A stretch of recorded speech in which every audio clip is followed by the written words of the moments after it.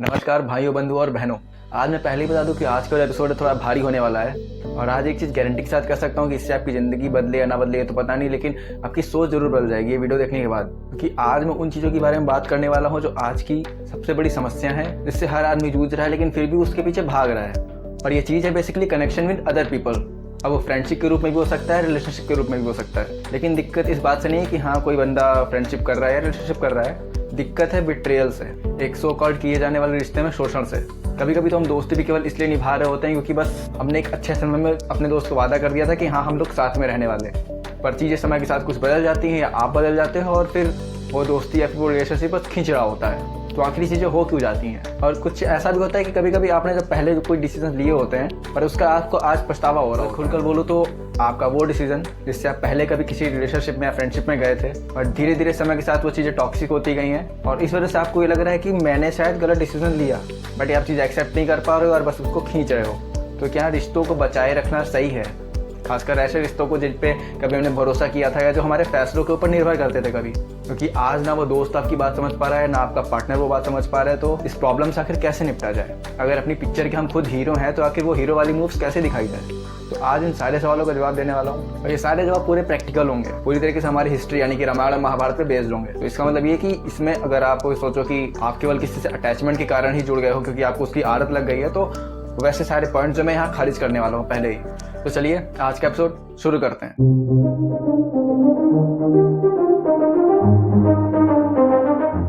तो रिलेशनशिप को छोड़ो, अभी जरा फ्रेंडशिप पे ध्यान देते हैं। मित्रता या फिर मित्रता को भी थोड़ी देर रोकते हैं, जरा खुद की बात करते हैं, खुद की औकात की बात करते हैं, या फिर बोले तो खुद के अस्तित्व की बात कर लेते हैं कि आखिर हम क्या हैं। अब कुछ प्रश्न आपसे किए गए होंगे आपकी ज़िंदगी में, आपके स्कूल टाइम में, आपके कॉलेज टाइम में, या फिर आपके फ्रेंड्स या फिर कहीं किसी झगड़े में भी लोग कभी कभी पूछ देते हैं कि तुम हो क्या, क्या ही कर सकते हो। तो आपका जवाब क्या होता है? मैं फलाने का लड़का हूँ, मैं ठिकाने का लड़का हूँ। अगर आपको कोई प्राउड फील कराना होता है तो आप ये बोल दोगे कि मेरी जात ब्राह्मण है या क्षत्रिय है या कुछ भी है। या फिर अगर और डिटेल में आप बताना चाहें तो आप ये बता सकते हैं कि मेरा धर्म ये है, फलाना है, ठिकाना है, या मतलब कुछ भी है। अगर और डिटेल में बात करें तो आप ये बता दोगे कि मेरे पापा इसमें है, पुलिस में है, या फिर मेरे ताऊ जी विधायक हैं, हमारे 27 बीघा खेत है। लेकिन भाई इस सारी चीज़ों जो तुम बता रहे हो इससे तुम्हारा क्या कनेक्शन है? तुम इन चीज़ों से आखिर कैसे जुड़े हुए हो और इन चीज़ों के बाहर का कुछ सोच क्यों नहीं पा रहे? तुम्हारी खुद की कोई आइडेंटिटी है?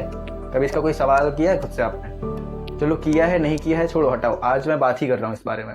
तो इसका एक सीधा जवाब यह है कि आप ये सारी चीज़ों को एक इंपॉर्टेंट फैक्टर मानते हो अपनी लाइफ का। और आपके हिसाब से जो आपकी लाइफ है वो डिफाइन होती है आपकी बॉडी से, आपकी अपीयरेंस से। आपके बाल कैसे हैं, आप कैसे दिखते हो, आप कैसा बिहेवियर करते हो लोगों के साथ में, आपका फर्स्ट इंप्रेशन कैसा होता है लोगों के सामने, आप अट्रैक्टिव हो कि नहीं, आपके वॉलेट में हमेशा पैसे रहते हैं या नहीं। आप इन सब चीज़ों से खुद को ही एक बार जज करते हो, उसके बाद आप ये सब चीज़ें लोगों को बताते हो और उसी हिसाब से फिर आप लोगों के साथ कनेक्शन बनाते हो, फ्रेंडशिप करते हो या फिर रिलेशनशिप में आते हो।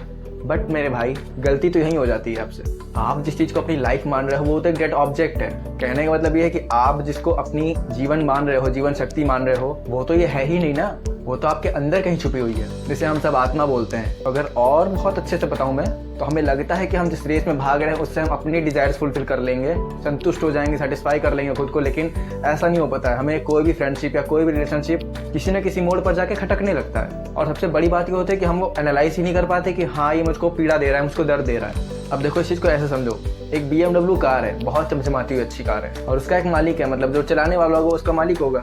और अगर आप मैकेनिक हो तो आप उस गाड़ी के लिए कुछ भी सर्विसिंग करना चाहोगे, कुछ भी फैसले लेना चाहोगे, कुछ पार्ट बदलने के लिए, तो किससे पूछोगे? ऑब्वियसली बात है कि आप उस मालिक से पूछोगे। उस कार से तो पूछोगे नहीं कि हाँ मैं तुम्हारे टायर बदल दूँ या क्या कर दूँ या कुछ कर दूँ।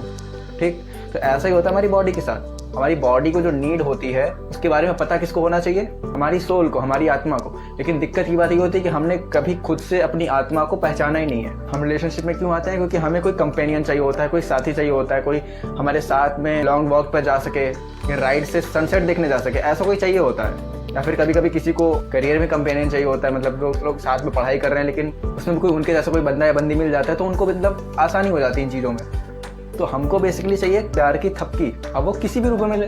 लेकिन चूंकि हमको जब वो प्यार की थपकी मिल जाती है और वो बॉडी के रूप में होती है, एक इंसान के रूप में होती है, तो उस बॉडी को कहीं ना कहीं हम एक एज अ ऑब्जेक्ट ही देखते हैं। दो लोग जो रिलेशनशिप या फ्रेंडशिप में होते हैं एक दूसरे को बहुत अच्छे से समझते हैं, एक दूसरे का शुरुआत में साथ भी देते हैं, बट कहीं ना कहीं एक पॉइंट पे जाकर एक दूसरे को वो लोग मेंटली परेशान भी करने लगते हैं।